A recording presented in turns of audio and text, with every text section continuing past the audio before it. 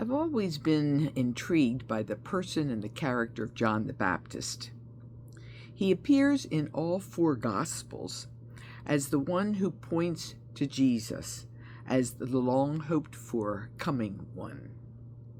He also seems to be the only human, aside from Mary, Jesus' mother, who's always accurate in their estimations and reflections about Christ.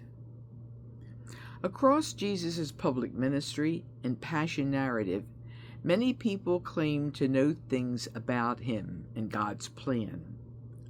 But the good news of Christ subverts all those limited expectations. Only John gets it right all the time. He doesn't seem to know everything, but what he does, he shares with all those who will hear. And many who don't want to hear what he has to say, they have to listen too. He never falters. He's strong and steadfast to the end.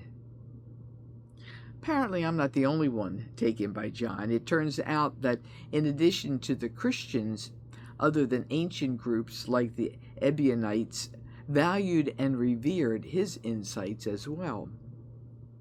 Now, today's readings explore the prophetic background of John's ministry in the Jewish scriptures.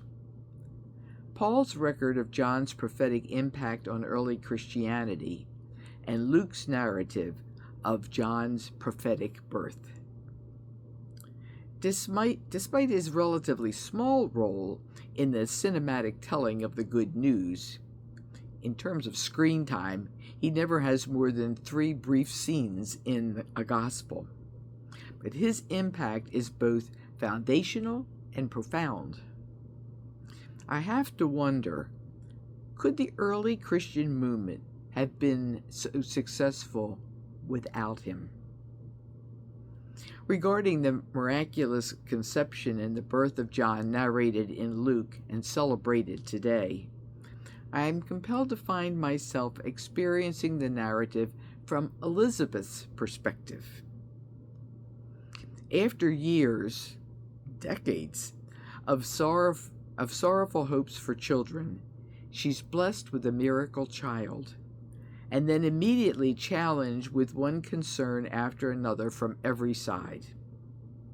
She must hold on tightly to her prophetic child, nurturing him to adulthood, but also to let him go to live out his calling as the prophetic voice crying in the wilderness that foreruns what changes everything.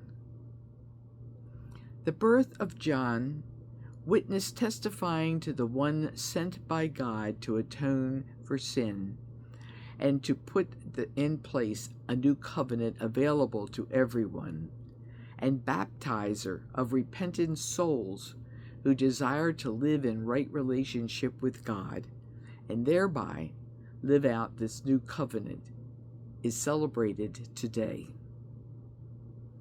God bless him, and God bless all of us who strive to live by his conviction and prophetic voice in our day and time. Amen. Alleluia.